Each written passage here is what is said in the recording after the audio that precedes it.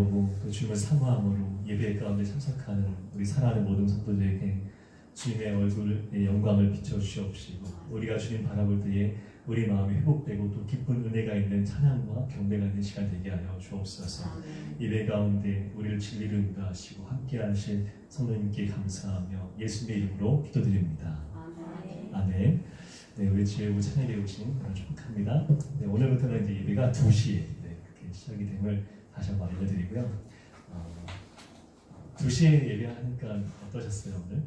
식사하시고 어떠셨어요? 여기 좋아요. 네, 그렇고 좋고 감사하고 교제가 풍성하고, 네, 저도 청년부 모임도 할 수 있었고 오늘 중고등 모임도 할 수 있었습니다. 네, 이렇게 인도하신 하나님의 은혜 감사하고 우리가 또 하나님 안에서 정말 기쁘고 좋은 즐거운 신앙생활이 되셨으면 좋겠습니다. 우리 함께 찬양하면서 우리 마음을 준비 열고 함께 경배와 찬양으로 하나님께 나가겠습니다. 내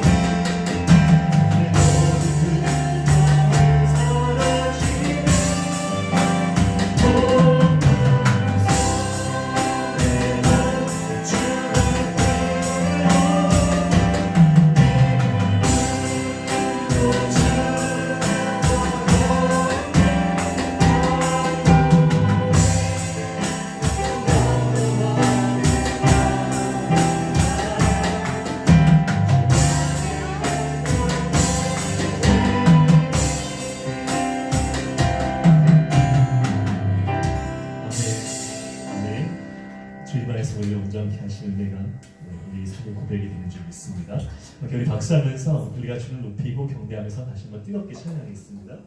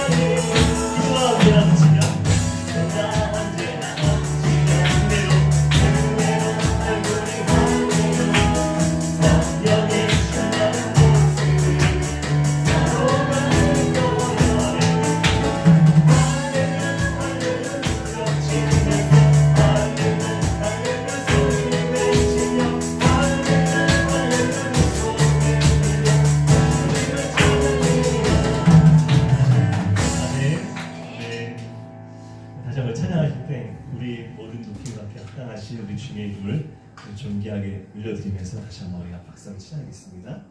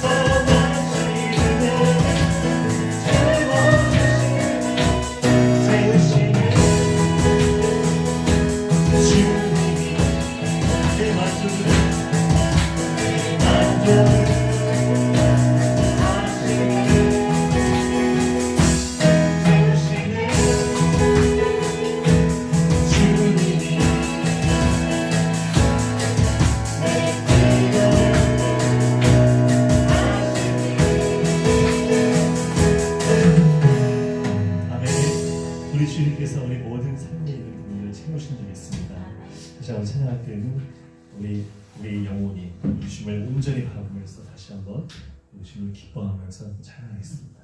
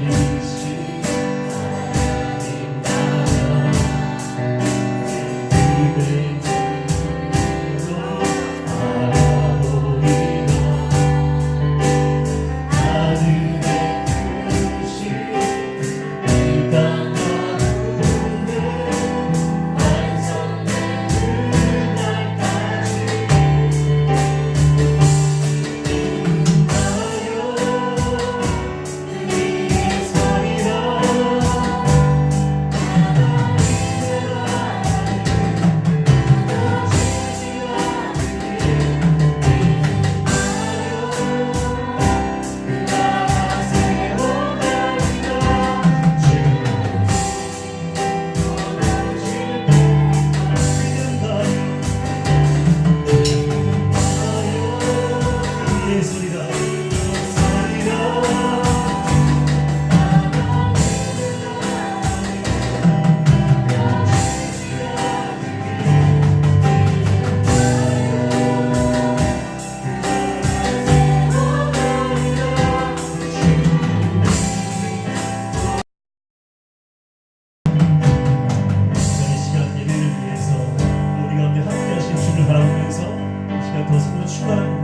예배할 수 있도록 우리 주의 세움으로 받고 기도하겠습니다. 주여, 주여, 주여.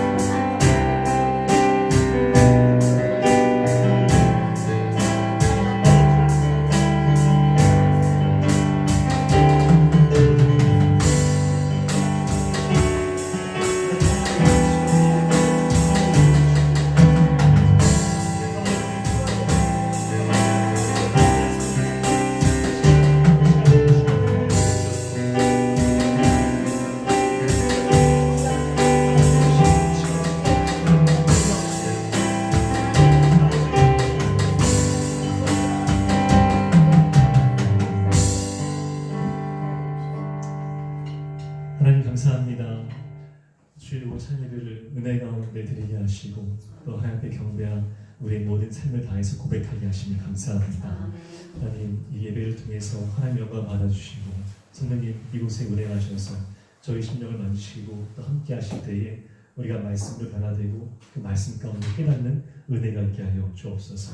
감사하며 예수님 이름으로 기도드립니다. 아멘.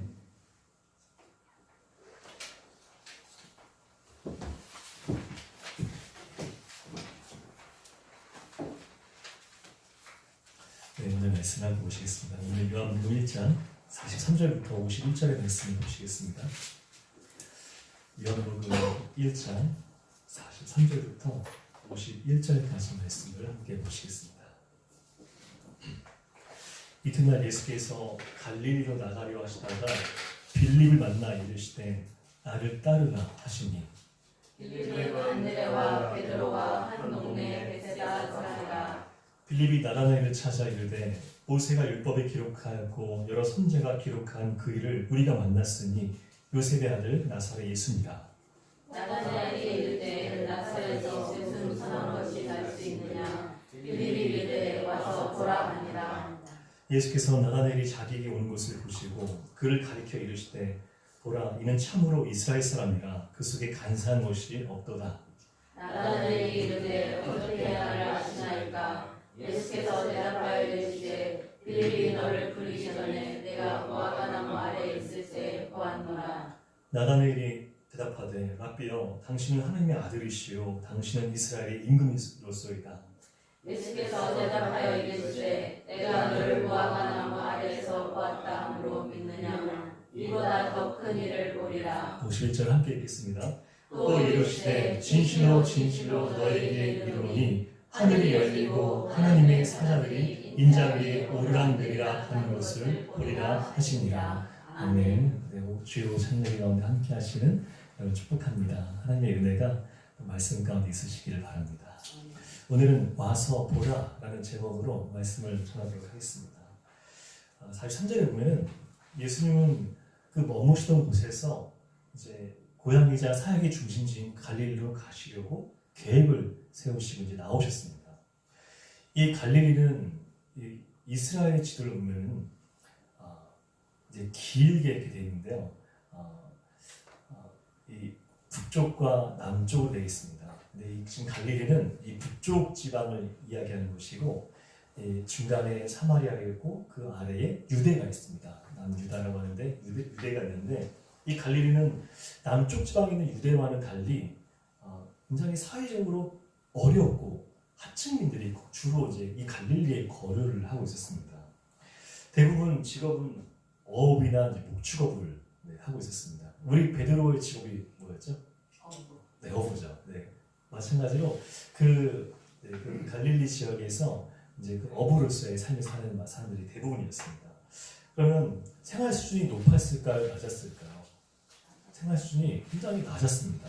그리고 하층민들로서 이제 사회적인 어떤 냉대와 또 갈릴리 지역 자체가 굉장히 사람들이 이렇게 낮게 보는 그런 지역이었습니다. 그런 곳인데 사람들은 그래서 이 갈릴리를 무시했습니다. 제가 지금 시대도 이렇게 마찬가지로 무시하는 지역이 있지 않습니까? 여러분 어디 무시하시나요? 무시하는 곳이 있으신가요? 제가 어떤 분이 이 장곡동 지역인데 은국중학교를 다니는 학생들은 거의 저 위쪽, 네, 여기서 보면은 저 위쪽이고 우리는 이쪽 그냥 아래쪽에 있지 않습니까? 근데 저 위쪽 지역의 아이들은 은국중학교를 대부분 다니고 이 아래쪽 애들은 대부분 이 장곡중학교를 다니는데 어떤 분이 그러는 거예요. 그 은국중학교 애들은 좀 수준이 떨어진다는 거예요.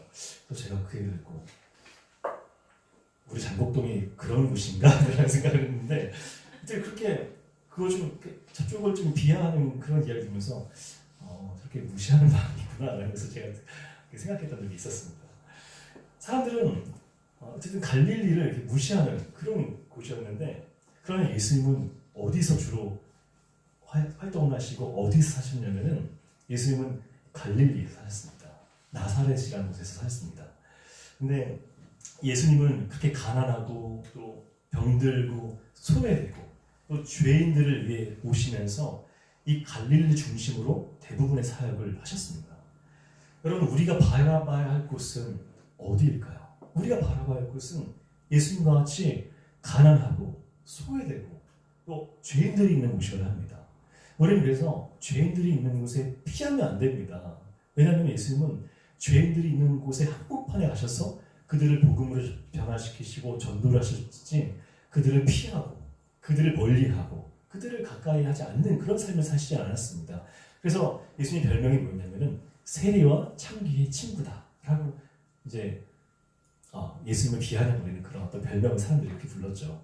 세리와 창기의 친구다, 창녀들의 친구다. 그만큼 예수님은 정말 이 세상에서 가장 낮은 곳, 하층민들, 그리고 사람들이 가까이 하기 꺼려하는 그런 사람들과 함께 하시면서 복음을 전하셨습니다. 그런 걸 생각하면 우리가 어떤 잣대와 어떤 신앙의 기준을 가지고 저 사람은 안 돼. 이렇게 평가하고 저 사람은 가까이는 안 돼. 죄인이야. 여러분 사실 나보다 더 죄인이 어디 있습니까? 나 같은 죄인보다 더 악한 사람이 어디 있겠습니까? 그런데 우리가 누구를 그렇게 비하하고 누구를 그렇게 낮게 보고 누구를 그렇게 멀리하고 꺼려합니까? 예수님은 우리는 바라봐야 할 곳, 우리가 찾아가야 할 곳, 우리가 함께해야 할 곳은 바로 예수님의 시선이 머물고 주님이 함께 하셨던 그 낮은 곳이 되어야 함을 여러분 기억하시길 바랍니다. 예수님 갈릴리를 가시는 그 길에서 빌립을 만났습니다. 이 빌립을 만났는데 빌립에게 뭐라고 말씀하셨습니까? 빌립에게 뭐라고 말씀하시죠? 나를 따르라. 여러분 그냥 나를 따라와라 이런 말 의미였을까요? 손혜정 목사님 나를 따르라 라고 빌립을 불렀는데 어떤 의미였을 것 같으세요? 나를 따르라.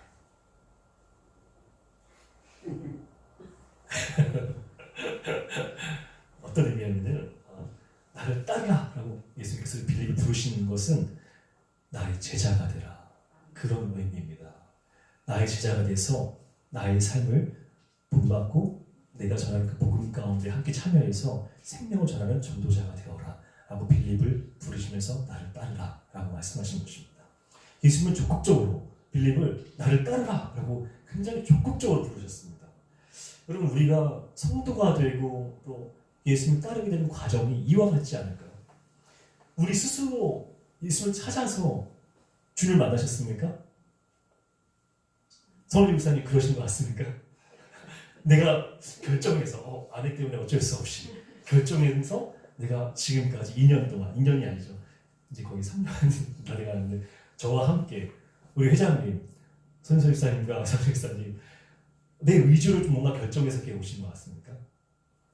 그러나 그게 아니라 예수님은 우리를 부르셨기 때문에 우리가 올 수 있었던 것입니다. 그것도 아내를 통해서 올 수가 있었던 것인데 요한복음 15장 16절에 보면 어떻게 말씀하시냐면 이렇게 말씀합니다.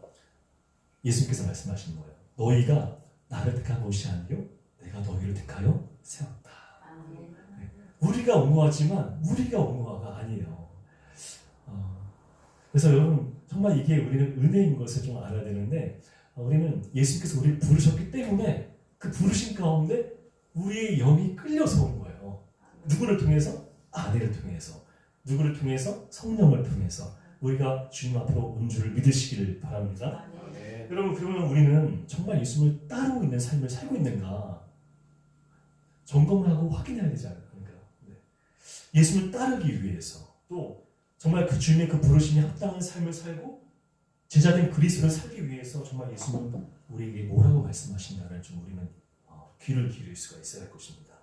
마태복음 16장 24절에 보면은 예수님께서 이렇게 말씀합니다. 누구든지 나를 따라오려거든 어떻게 하죠? 자기를 부인하고 자기 뭐를 지고? 네, 자기 십자가를 지고 나를 따를 것이냐. 예수님께서 뭐라고 말씀하시는지 다시 한번 말씀드리겠습니다. 회장님, 누구든지 나를 따라오려거든 자기를 부인하고 자기 십자가를 지고 나를 따라할 것이냐 라고 말씀하십니다. 자기를 부인해야 하는 것이 첫 번째 요건입니다. 자기를 부인하는 삶. 여러분 자기를 부인하려면 우리의 우선순위는 정말 하나님이 되어야 합니다. 예수님이 되어야 하고 성령님이 되어야 우리는 우리 자신을 부인할 수가 있습니다. 그런데 우리가 우리 자신을 부인하지면 아니면은 자꾸 세상에 끌려가는 거예요. 세상에 끌려다니고 세상이 원하는 곳에 가 있고 세상이 바라는 곳에 우리가 가 있어서 우리가 거기서 하나님이 원하시는 삶이 아닌 세상이 원하는 삶을 거기서 죄를 짓고 또 정욕 가운데 살고 그렇게 하나님께서 기뻐하시지 않는 반대의 삶을 살게 되는 것입니다. 자기를 부인하려면 나를 죽여야죠. 여러분 내가 죽어집니까? 내가 어떻게 해야 죽을까요? 어떻게 해야 내가 죽죠? 정임사님 내가 어떻게 해야 죽죠? 정임사님 내가 어떻게 해야 죽죠? 자기를 부인해야 하라고 주님께서 나를 따라야 하는 첫 번째 조건을 말씀하셨는데 자기를 부인하려면 나를 부인하려면 어떻게 해야 되죠?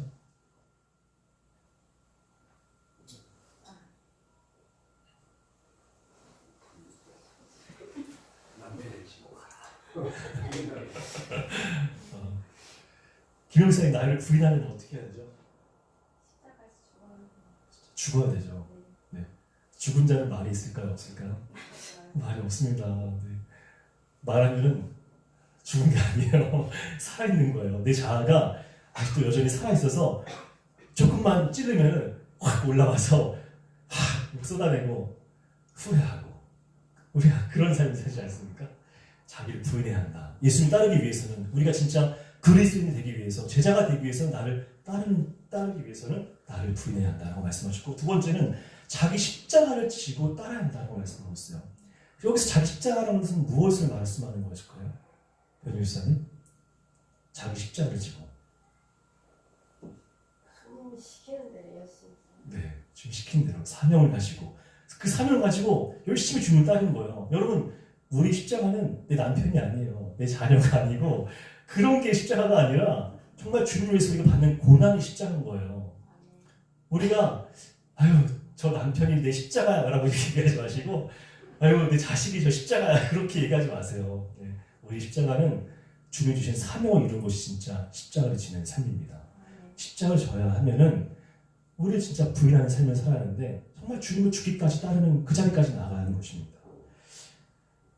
예수님을 따른다는 것은 예수님이 어디로 가시든지 주님과 함께 가기를 원하고 그 자리가 심지어 십자가를 향해 십자가를 지러 나가는 그 죽음의 자리까지도 나아가는 자리를 우리가 나갈 수가 있어야 하는 것입니다.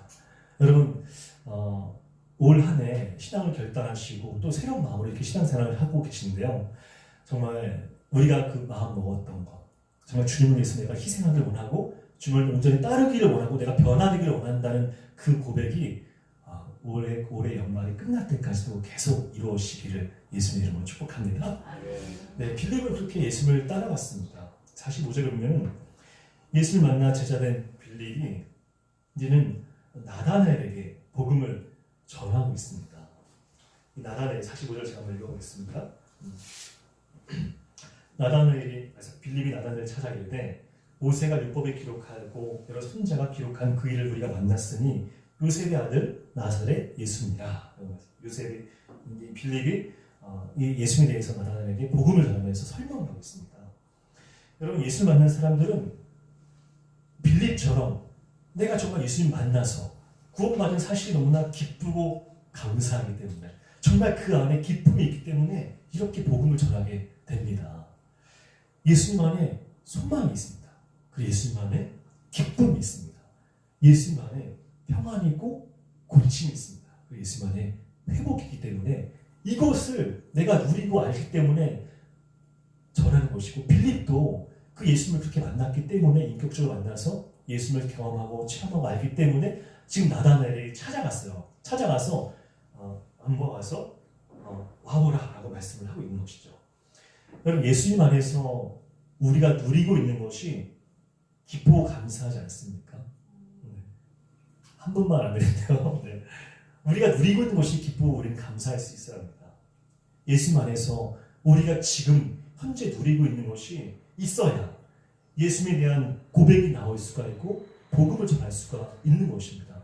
여러분, 나한테 없는 것을 내가 어떻게 전하겠습니까? 내가 기쁘지 않고 신앙생활하는 것이 정말 힘들고 이렇게까지 해야 되나? 라고 생각이 드는데 내가 어떻게 우리 부모님한테, 내가 어떻게 우리 자녀한테, 우리 가까운 내가 이웃한테 어떻게 내가 복음을 전할 수가 있겠습니까?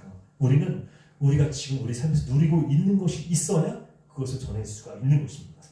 예수님은 우리와 교제를 하고 싶어 하십니다.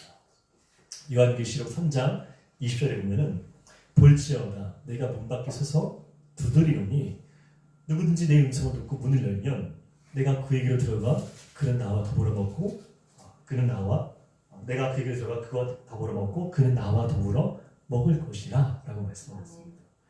예수님과 인격적인 관계를 통해서, 또 친밀한 관계를 통해서만 예수님 안에서 경험할 수 있는 것들을 누릴 수가 있게 되는 것이고, 또 예수님이 나와 함께 계시는 분으로 실제적으로 동행할 수가 있는 것임을 주님이 말씀하고 있습니다. 예수님에 관한 이 빌립의 설명은 모세가 그 율법에 기록하였고 여러 선지자가 기록한 글을 만났는데 그분은 바로 요셉의 아들 나사렛 예수라라는 설명을 했습니다. 율법에 기록하였고 선지자가 기록했다는 그 뜻은 구약 성경에서 예언한 메시아라는 것을 지금 설명을 하고 있는 것입니다.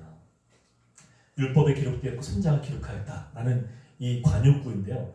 이 말은 구약에 기록되어 있다라는 그런 뜻을 말씀해주고 있는 것입니다. 즉 구약에서 예언한 메시아다, 그리스도다라고 이해를 하는 것입니다. 요한복음 5장 39절에 보면은 예수님이 자신을 믿지 않는 유대인들에게 이렇게 말씀하십니다. 너희가 성경에서 영생을 얻는 줄 생각하고 성경을 연구하거니와 이 성경이 곧 내게 대하여 증언하는 것이라. 그러니까 예수님은 성경의 모든 것이 지금 나를 증거한다 라고 말씀을 분명하게 하고 있는 것입니다. 그래서 우리 성경은 예수님, 즉 복음이 핵심인 것임을 여러분 기억하시기 바랍니다. 그러면 복음을 들은 사람들의 반응은 어떨까? 여러분 복음 전하실 때 사람들의 반응이 어떠시죠? 거부하죠. 또 어떠시죠? 화내요. 네. 또 어떠시죠? 제가 예전에 전에 사역하던 곳에서 간증이 들었는데 이제 집사님은 소금을 뿌렸대요. 소금을 뿌리고 소금을 좋게 했다고 그러시더라고요. 반응이 대부분 복음을 듣는 사람들의 반응은 대부분 거부하고 거절하고 환영하지 않습니다. 부정적인 반응인데 나다나엘의 반응도 부정적이었습니다. 46절에 보면은 나다나엘이 이르되 나사렛에서 무슨 선한 것이 날 수 있겠느냐 라는 굉장히 자주 섞인 그런 비아냥거리는 듯한 그런 뉘앙스로 그렇게 빌립에게 이야기를 했습니다. 이 말씀은 나사렛처럼 천한 곳에서 어떻게 메시아가 날 수 있겠느냐라고 설명을 한 것입니다. 왜 나다나엘이 이렇게 이야기를 한 것이냐면 나다나엘은 율법에 굉장히 잘 정통하고 또 율법적인 사람이었고 굉장히 경건한 사람이었습니다. 그래서 나다나엘은 알고 있었어요. 미가서에 보면은 예수님께서 어디서 태어날 것인지 말씀하고 있는데 베들레헴에서 태어날 것이다 라고 분명히 예언을 하고 있습니다. 다윗의 자손으로 오실 그 메시아는 베들레헴에서 태어날 것이다. 근데 예수님이 어디서 태어나셨죠? 아니, 태어나신 곳 베들레헴에서 태어나셨죠. 근데 사신 곳은 나사렛인 거예요. 정확하게 따지면 예수님이 베들레헴에서 태어난 곳이 맞아요. 그런데 지금 이 나다나엘은 빌립의 이야기를 듣고 나사렛에서 무슨 메시아가 나올 수가 있겠느냐, 그 천한 곳에서 어떻게 그런 우리를 구원할 자가 오시겠느냐라고 그렇게 이제 이야기를 한 것입니다. 부정적인 반응을 보이는 것이에요. 그러나 빌립이 어떻게 반응했을까요? 빌립은 다른 말을 하지 않아요. 그러면서 대신 그 말 대신 와서 보라, 한번 와봐라, 네가 직접 그 예수를 만나보고 예수님 한번 경험해봐라 라고 와서 한번 봐라, 권면하고 초청을 합니다. 여러분, 우리가 복음 전하면 사람들의 반응은 여러 가지예요. 대부분은 다 부정적인데 그럼에도 불구하고 우리 한번 와서 와보자, 한번 우리 한번 예배 한번 들어보자, 교회 한번 가보자 라고 우리가 그렇게 권면하고 그분들을 인도할 수 있어야 하는 것입니다. 우리가 누군가의 복음을 전하면서 중요한 것은 그분들의 교회에 한 번이라도 올 수 있는 그 기회를 만들어 주시는 것이 너무나 중요한 것입니다. 우리 이정자 우리 어머니, 여기 이회사에 어머니 계시지만 교회에 한번 오셨기 때문에, 그렇죠? 어머니 그렇죠? 교회에 오셨기 때문에 말씀을 들었고, 그 말씀을 들으면서 마음이 조금씩 열리고 우리 아들이, 우리 사이가 믿고 우리 딸이 믿는 그 예수님을 이제는 좀 궁금해하시면서 영접 기도도 하셨고, 그렇게 또 부산에서 이제 본격적으로 신앙생활을 또 하시게 됐는데 한번 와보는 것이 너무나 중요하다는 것이에요. 여러분, 여기까지 오게 되는 것이 얼마나 힘든 일일까? 그래서 기도를 참 많이 해주셔야 돼요. 여기까지 오기는 정말 많은 영적인 싸움이 있을 텐데 그에 못 가게 하는 많은 수많은 일들이 작용하고 악한 마귀가 그 구원받지 못하도록 얼마나 방해를 하는지 모릅니다. 그래서 우리가 복음을 전할 때는, 예수님을 전할 때는 교회에 올 수 있도록 많은 기도와 또 우리가 교회에 한번 올 수 있는 그 기회를 만들어주는 것이 너무나 중요하다는 것을 여러분 기억하시기 바랍니다. 와서 보라 라고 했는데 바로 예수님께서 계신 교회, 또 예수님이 함께 계시는 예배, 주의 임재 가운데 그 사람의 심령을 변화시키실 성령의 역사가 있는 이 교회 안에서 살아계신 예수님을 한번 인격적으로 만나보고 체험해봐라 라는 그런 의미입니다. 우리가 이 복음을 잘 전할 수 있으시기를 바랍니다. 47절에 보면은 나다나엘이 예수님을 만나러 옵니다. 예수님이 나다나엘을 이렇게 보자 뭐라고 말씀하시면은 이는 참으로 이스라엘 사람이라 그 속에 간사한 것이 없도다 라고 예수님께서 굉장히 칭찬하십니다. 여러분, 예수님이 이렇게 칭찬을 하신 것은 사실 좀 드문데 이 믿지 않는 이 유대인 나다나엘에게 이렇게 칭찬하신 이유가 있습니다. 나다나엘을 보셨는데 그 나다나엘의 겉모습을 보신 게 아니라 나다나엘의 마음의 심령을 보셨어요. 그 깊은 내면을 보시고 그 사람이 어떤 사람인지를 예수님이 그 깊이 보셨습니다. 이 나다나엘은 예수를 믿지 않았지만 하나님을 정말 잘 섬기고 믿는 경건한 유대인이었어요. 외식하는 유대인이 아니라 경건한 유대인이었습니다.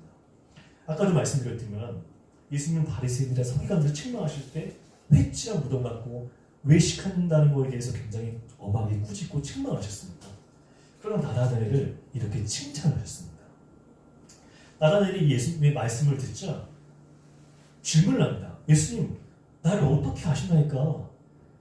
예수님께서 말씀하시기를 빌립이 너를 부르기 전에 내가 무화과 나무 아래에 있을 때에 내가 너를 보았다.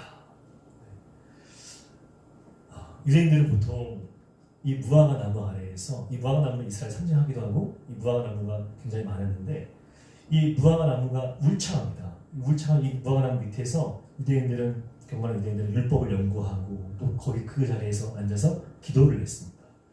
예수님은 빌립의 그런 신앙적인 모습을 보셨을 뿐만 아니라 빌립의 그 내면과 그 삶의 모든 것을 바라보시면서 아셨다고 지금 말씀하고 있는 것입니다.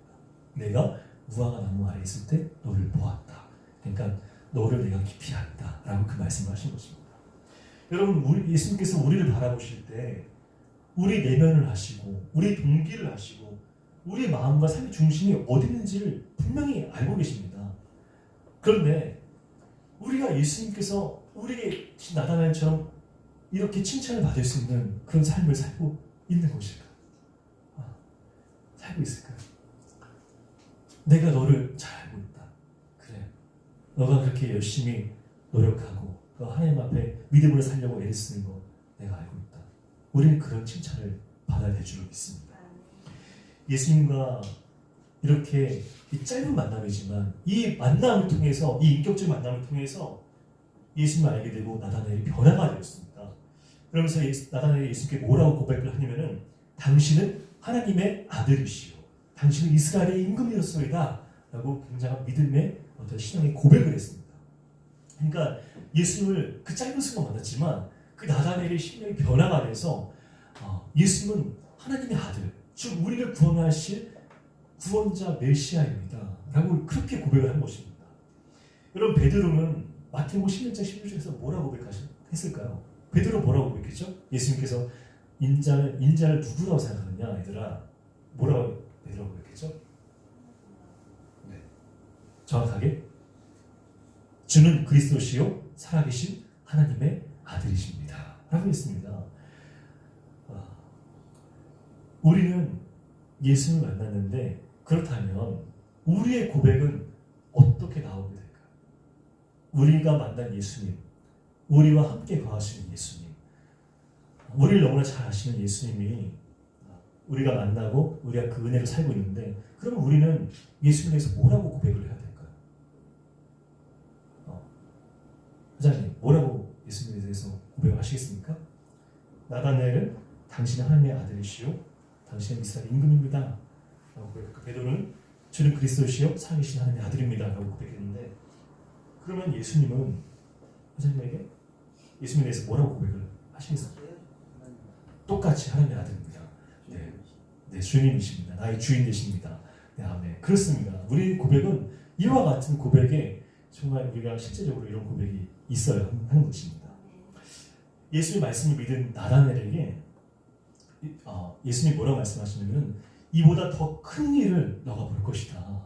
이보다 더 큰 일을 볼 것이다. 라고 말씀하시면서 또 마치 베델에서 야곱이 천사들이 그 하늘에서 오르락내리는 것을 본 것처럼 예수님, 즉 인자가 하나님의 뜻을 이루는 놀라운 그런 영광스러운 모습을 너도 함께 볼 것이다. 그러니까 이 나다나엘이 제자로서의 삶을 살아가는 가운데 하나님의 영광스러운 모습을 지켜보고 함께 할 것이다. 그 영광을 누리게 될 것이다. 라고 예수님께서 설명을 하고 그렇게 그 믿음을 칭찬하시면서 이야기를 한 것입니다.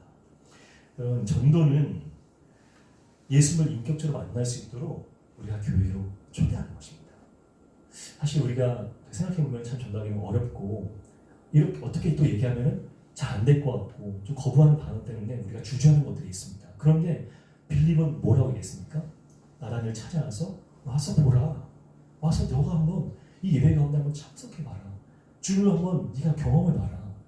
하나님의 말씀 한번 들어봐라. 그렇게 이야기했습니다. 우리는 나다나엘처럼 예수 만날 수 있도록 우리는 도울 수 있어야 합니다.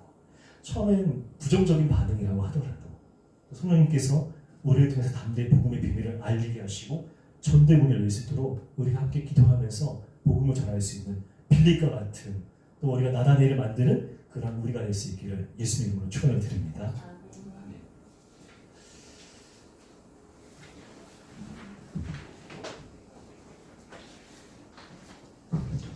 이곳에 임하신 우리 하나님 나라 이렇게 찬양하고 오늘 말씀을 생각하면서 그 세 가지 기도 제목을 기도하는 시간을 갖도록 하겠습니다.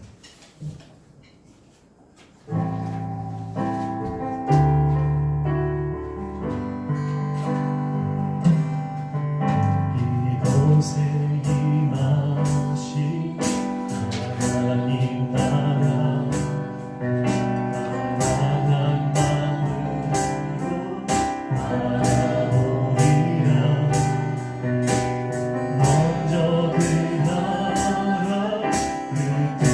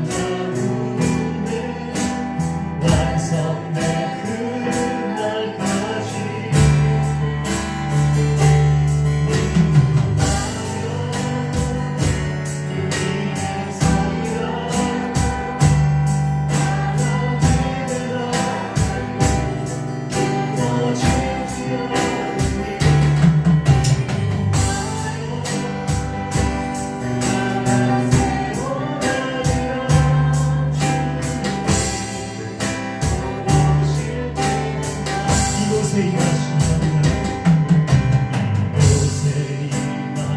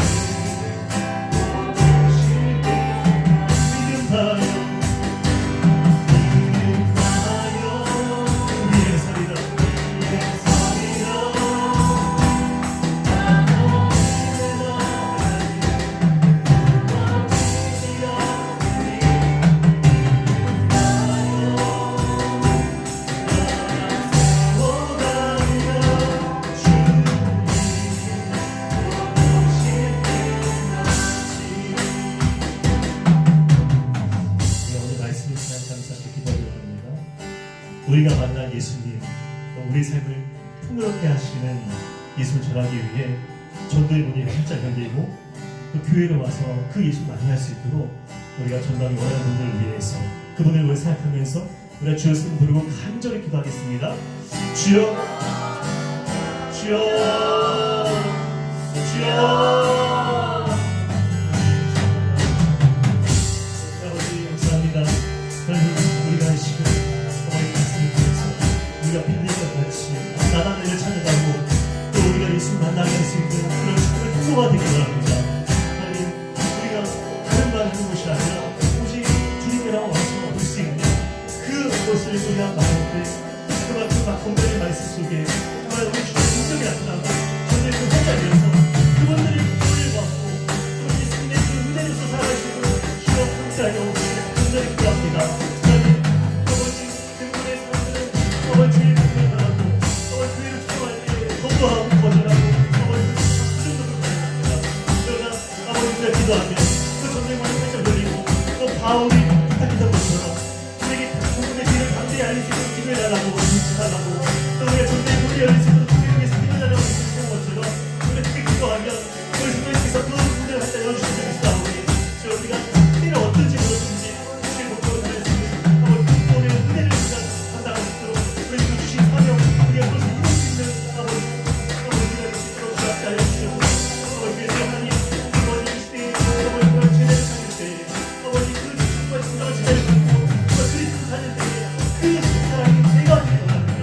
아버지 우리를 부르시는 우리가 제자를 우리의 삶을 온전히 살고 감당하기 원합니다. 아버지 그 삶을 삶이 아버지 그냥 특별한 마음과 하나님과 주님과의 걸친 삶을 시작합니다. 오직 주님께만 우리 마음을 두고 우리 자기를 분야에서 올리면서 내 정과 내 육신과 내 모든 생각까지를 굽어가면서 우리가 주님께까지 주님 자신 끝까지 우리가 함께 주님과 희생하면서 갈 수 있도록 주여 주시옵소서. 아버지 주님께서 역사하여 주시기를 간절히 기도합니다. 아버지 그분의 영을 열어주시옵소서. 아버지 그분의 마음을 치닫하여 주시옵소서. 하나님 아버지 주님께서 분명히 말씀하시는 모든 것들을 감사하여 아버지 그분의 그런 빛을 부어주시옵소서. 주님께서 은혜를 부어주셔서 놀라우신 은혜가 성령이 아버지 주님의 주가 전도하는 그분들 마음 가운데 온전히 임하게 하여 주시옵소서. 나서 예수 이름으로 모든 악한 영이 것을 알지어다. 모든 악한 세상 방해를 알지어다. 우리 주의 분명한 빛이 분명한 강치가 비치게 하여 주시옵소서. 아버지 우리가 그분의 역할을 한다고 하고 아버지 빛과 성령 역할을 한다고 하시는 전도자 사명자 주님의 그리스도인 예수 이름으로 하여 주시옵소서.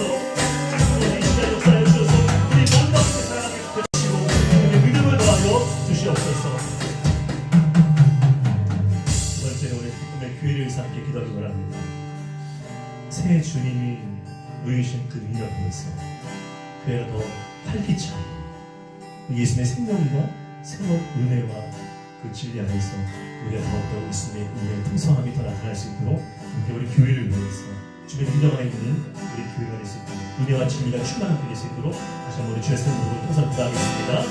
주여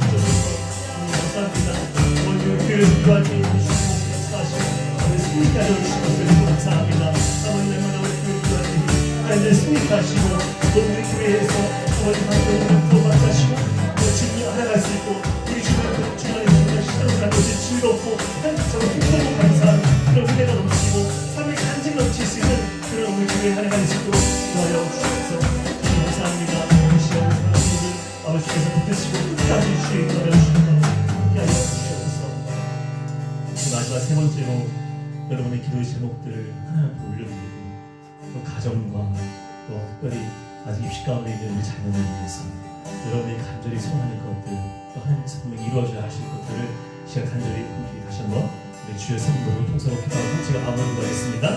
주여 주여 주여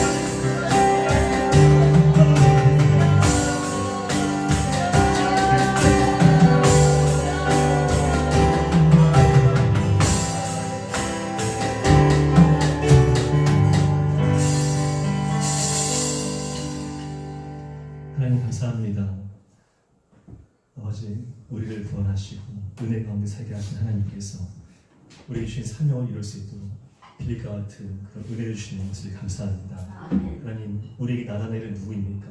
하나님, 우리 부모입니까? 내 남편입니까? 우리 자녀입니까?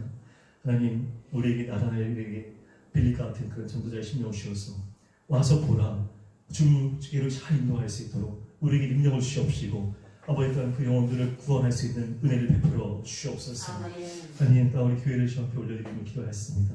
하나님, 새해 기쁨해 주신 은혜와 진리 안에서 충만한 교회라는 표를 주셨고 우리의 능력을 이미 주셨는데 우리가 교회가 더욱더 새해 활기차고 예수님 그 풍성한 생명과 은혜 안에서 더욱더 기쁨이 넘치고 감사가 넘치는 은혜로운 신앙생활 될 수 있도록 함께하여 주시옵소서.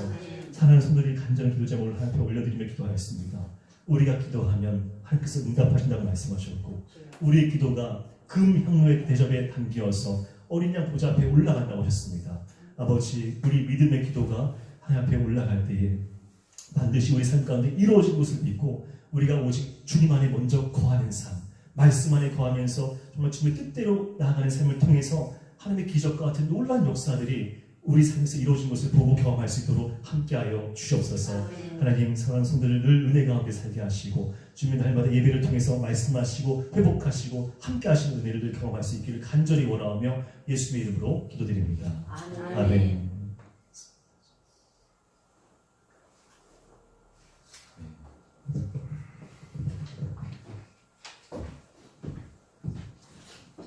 교회 소식을 알려드리겠습니다.